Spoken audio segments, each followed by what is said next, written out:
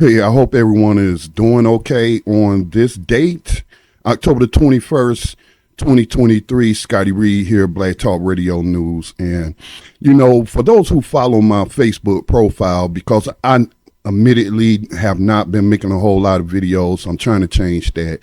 But I need to update my equipment, and the only way I could do that is with donations to the Black Talk Media Project. So check out blacktalkradionetwork.com. You'll see the donate button up in the main tab, and make a donation to our nonprofit Black Talk Media Project. All right. So for those that follow me, my personal profile, but also follow Black Talk Radio Network on Facebook, that page, but my personal page is Scotty T. Read. And because a lot of things, I'm always writing, I'm always sharing my thoughts on current events, and so those who simply follow the podcast may not be privy to those. But for those who have been following it, and I have done a podcast when our news cycle was flooded with news about these new platforms called AI, using AI, I should say, artificial intelligence, and where you could just talk to an AI bot and have a conversation like you having a conversation with a human, or get it to carry out certain tasks as you would administrative assistant or a secretary, from things from as simple as you can ask these platforms to look up certain recipes. And this is no joke, but I actually asked it for a recipe for groundhog the other day, and it gave me one. But anyway, that's an inside joke. Shout out to Jack White on Facebook. But anyway, yeah. So one of the things that I have been taking note of with these particular platforms, particularly on this conversation, because I use it for this conversation, I use ChatGPT the most. For just simple tasks like asking it how to fix things, just anything that pops up on my mind. If I want to ask a historical question, and then when I start really engaging it in social, political, or geopolitical topics and issues, of course, the last time this thing was programmed or updated was 2021. But it will give you the input that has been given it on these issues that have historical significance, right? So anyway, I've been chatting with it about the Israeli occupation of Palestine and the ongoing genocide there.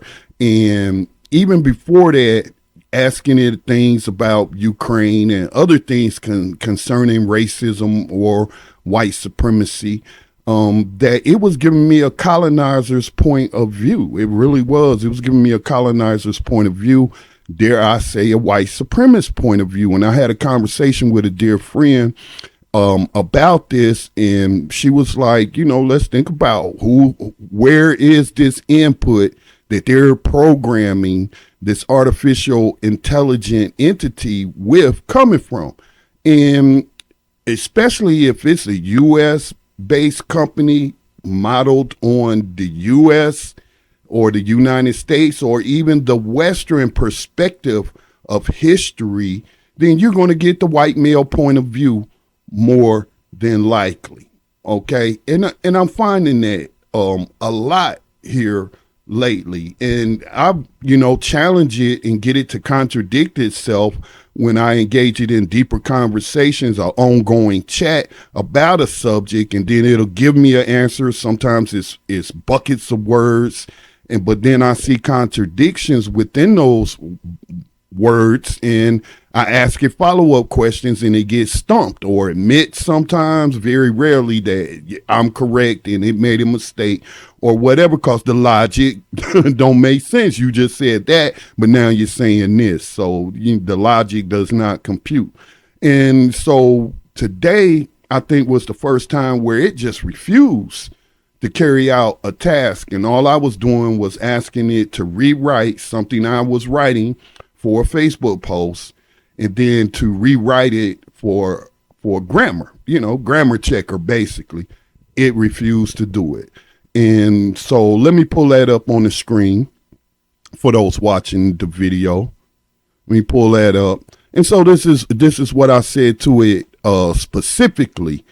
Rewrite the following for grammar. If the civilians attacked, killed, or captured by Hamas fighters are of military age, male or female, are likely at the very least IDF, that's the Israeli Defense Forces, reservists, possibly active duty on leave, going to a concert just a few miles from the Palestinian concentration camp known as Gaza, is it correct to call them civilians? Because for those that don't know me, I did 6 years in the U.S. Army as a communications specialist primarily. Did my tour of so-called duty in the first Gulf War.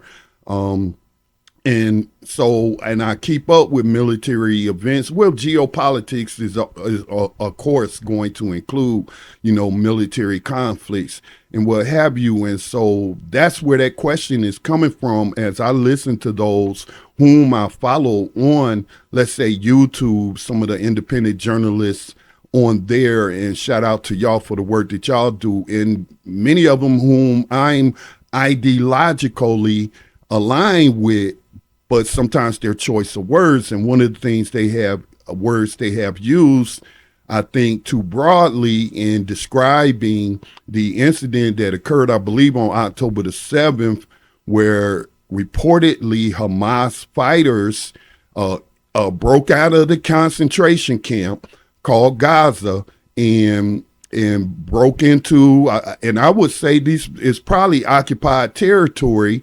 within Israel that Israel is occupying. And, somebody decided it was a good idea to have a music concert.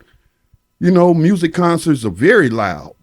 I don't know the exact distance, but it wasn't too far from the overhead map that I saw from the Carcentine wire or the wall, so to speak, that they built around Gaza, pinning these people into this concentration camp where they control every aspect of their lives.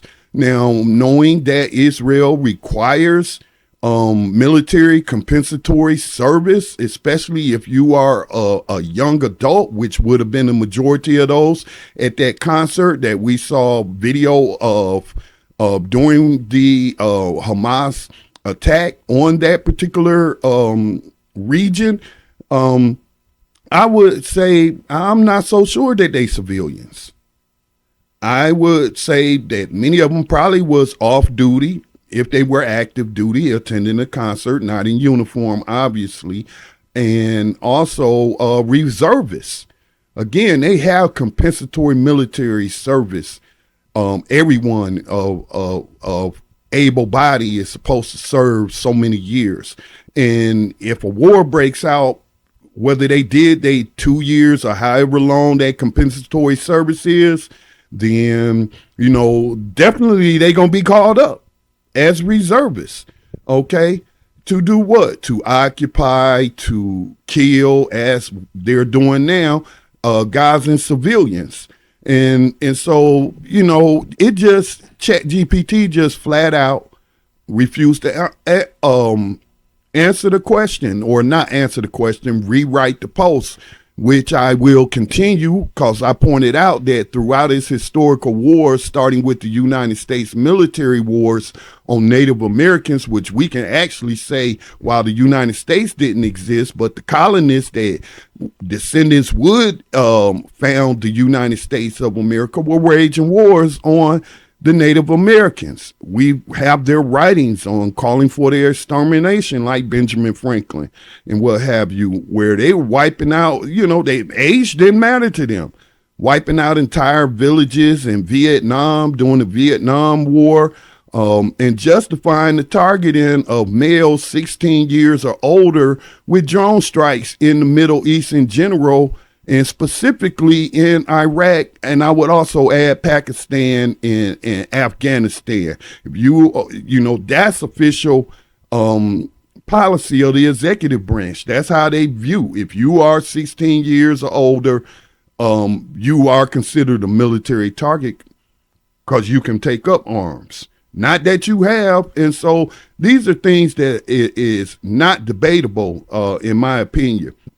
I said the U.S. military policy has been to kill civilians, but that is no excuse for Hamas if they in fact did kill civilians. But all I am saying is to take a deeper dive into those numbers, and you will find, I will guess, are IDF, active duty, or reservists.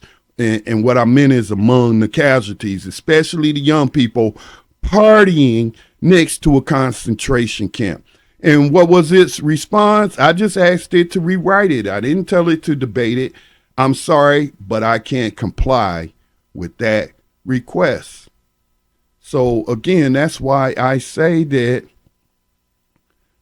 ChatGPT specifically has been programmed with a colonizer's point of view. Dare I say the point of view of a white supremacist. Still, I'm using it, but you know, I talked about how white supremacists may use tools, right? And some say, well, Scotty, you're going to the extremes, calling ChatGPT's board or executive board or whoever's in control of the quote unquote algorithm or programming the artificial intelligent entity might be white supremacists.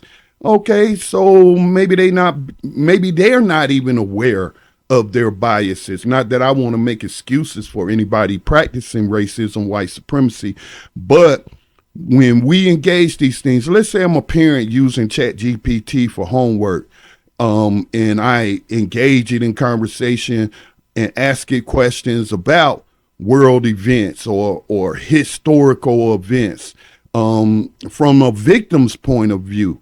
And it's giving me the point of view of colonizers, or it does what I call white splaining. Again, I've written, briefly or a lot about it on Facebook, just little brief posts after an interaction. Sometimes I share the link to those chats. And so I just find, again, that we have to be very cautious when we use these things, and that you're perpetuating, a white world view, the view of a colonizer.